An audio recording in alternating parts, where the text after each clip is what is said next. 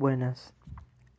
Siguiendo con la sinopsis del libro Otro Lacan de Alfredo Edelstein, el título o ítem que orientó mi lectura fue: ¿puede ser el goce un nombre para lo real? Se profundizará sobre el problema del ser en relación al análisis que hemos esbozado. Se había mencionado que habría un ser de goce, que cada uno en su análisis revelaría. Ahora bien, para las siguientes intelecciones es importante tener como indicación lo que afirmaba Edelstein. Depende de cómo nos planteemos el problema del ser, la forma en que entendamos la pulsión, el gozo, la práctica clínica, el psicoanálisis y la dirección de la cura.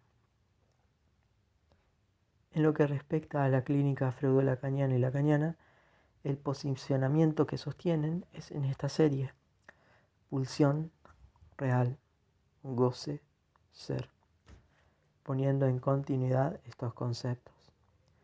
Para argumentar se citarán diferentes psicoanalistas, empezando por Colette Soler en Amar su síntoma, en donde sostiene lo real del goce pulsional.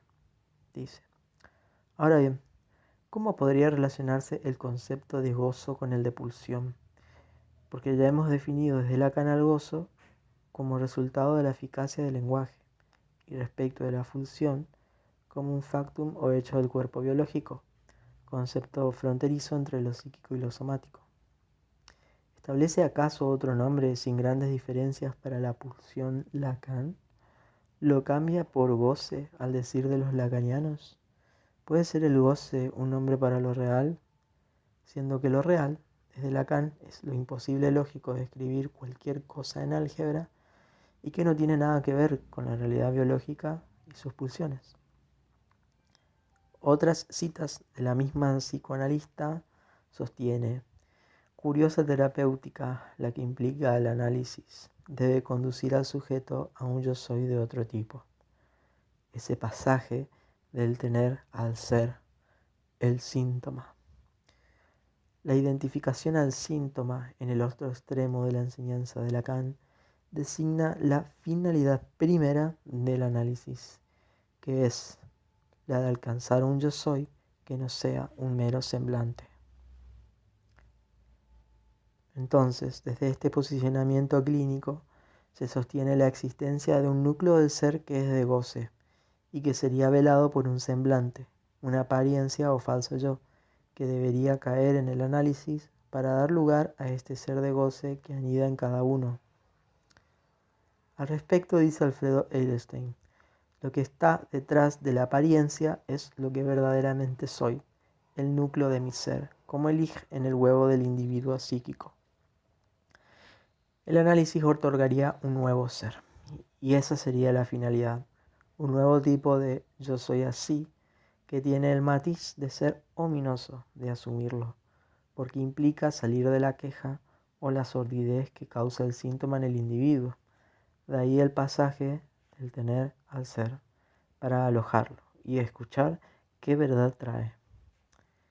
Y dice Colette Soler: y el psicoanalista vendría a prometerle que al final él, el analizante, podrá decir: mi síntoma, yo lo soy. Otros psicoanalistas, como Garate y Marinas, afirman en Lacan en español: lo obliga a reconocer que, tras el acontecimiento, lo real es indomesticable, fuente de lo unheilig, y eso real está el deseante y el hablante existencialmente confrontado. En línea con esta argumentación, se retoma a Germán García, en el mismo texto que mencionamos anteriormente. Dice: es la estructura del sujeto, esto es, arriesgárselas con el síntoma, ya que no se trata de la verdad, de atravesamiento del fantasma, el despertar.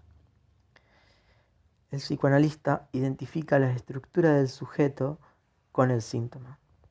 Si reflexionamos sobre esto, ¿cómo la estructura del sujeto, estructura del lenguaje desde Lacan, puede tener que ver con la cara real del síntoma, es decir, de goce? Se recuerda que la estructura del lenguaje opera desde siempre y no tiene que ver con un desarrollo evolutivo. En este citado texto se estaría afirmando que existe algo previo a la estructura del lenguaje. En párrafos anteriores se citaba a Lacan cuando decía: este tercero que se distingue de la realidad, lo real, depende de la escritura. La escritura es matemas, y afirma que es tercero porque se cree que es lo primero, o sea, la carne, lo tangible y verdadero.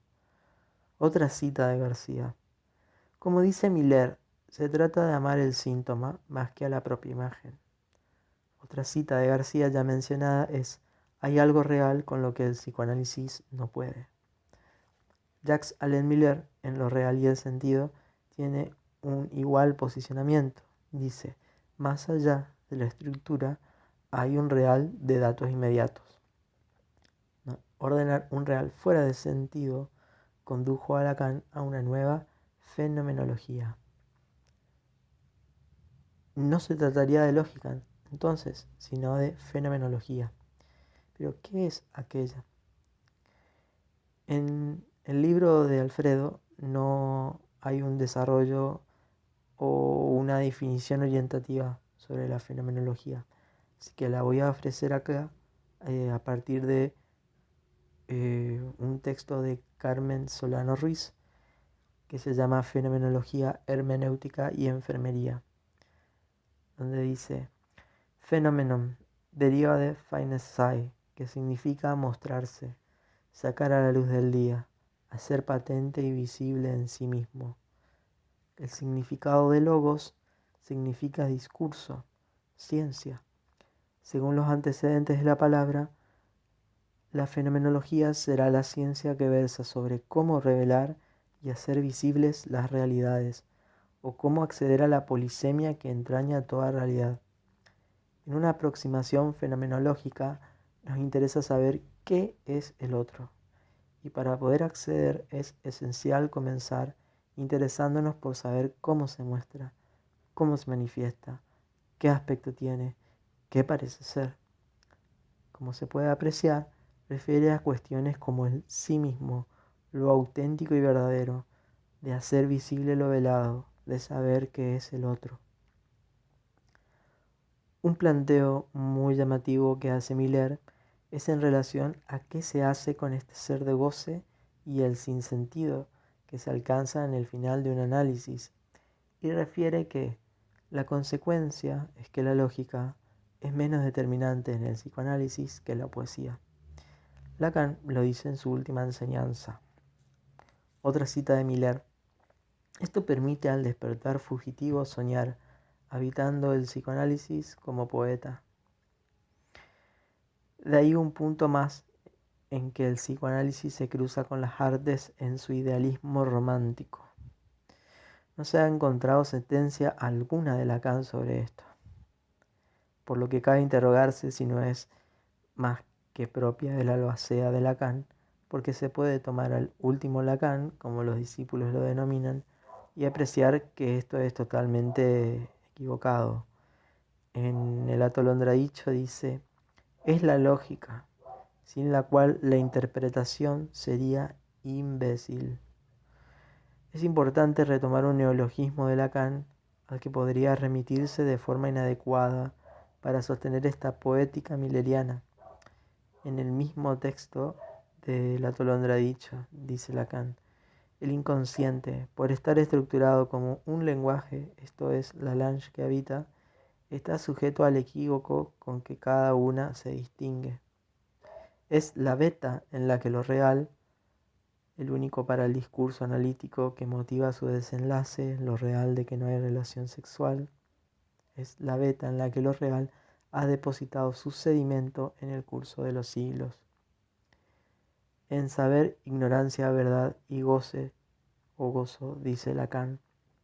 Y bien, Lalage no tiene ninguna relación con el diccionario, cualquiera que sea. El diccionario tiene que ver con la dicción, es decir, con la poesía y con la retórica, por ejemplo. Contrariamente a lo que la masa de auditores piensa, el inconsciente tiene que ver inicialmente con la gramática.